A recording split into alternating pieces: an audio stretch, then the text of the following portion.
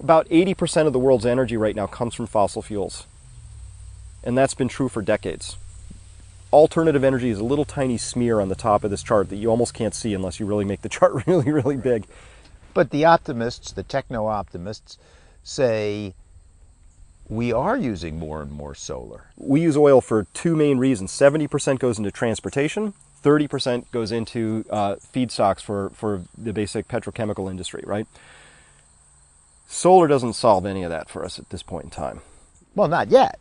But a techno-optimist says we're on the road towards more and more use and application of solar. We are, but it's absolutely negligible at this point in time.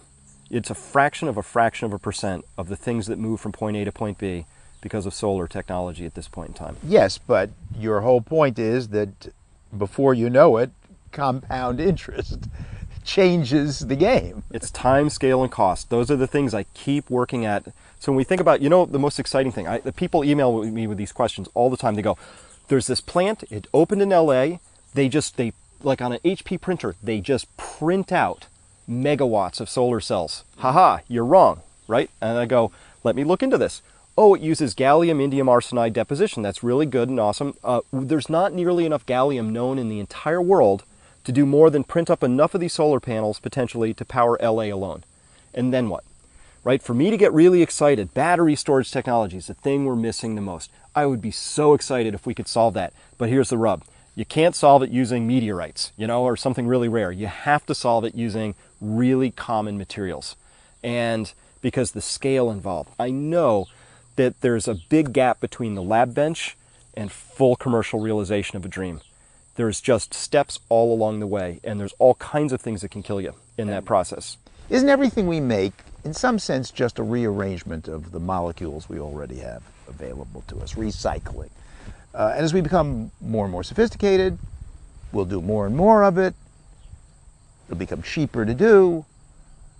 And we'll have as much as we need. We eventually won't run out of anything. Well, we are going to run out of some stuff. We'll mine something like silver, for instance, and we'll pull it up out of the ground. And then half of that goes into industrial processes and ends up in landfills or lost at the molecular level and washed out to sea. Because it's used in like very tiny, tiny amounts that aren't worth recovering from a flat panel TV display or off of a bearing on a Rolls engine that takes your jet across the sky. It's lost into the atmosphere.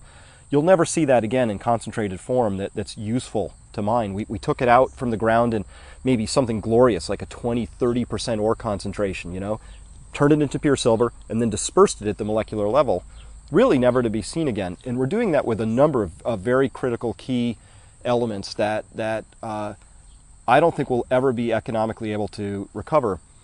Maybe we could boil the oceans and we could get a lot out, but it's going to take energy.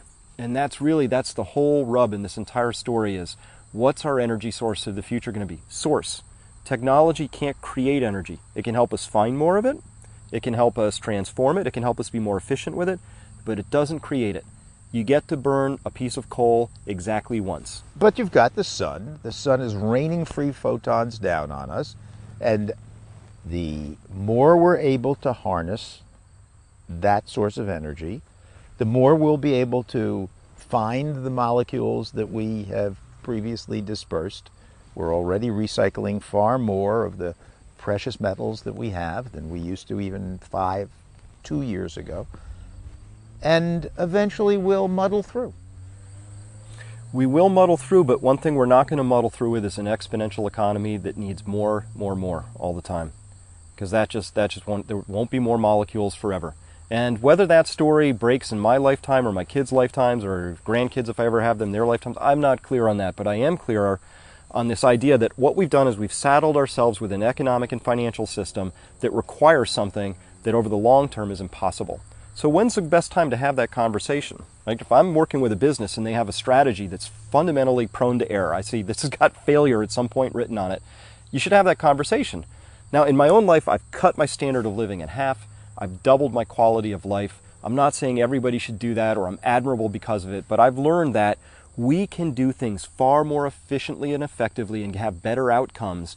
And why wouldn't we do that?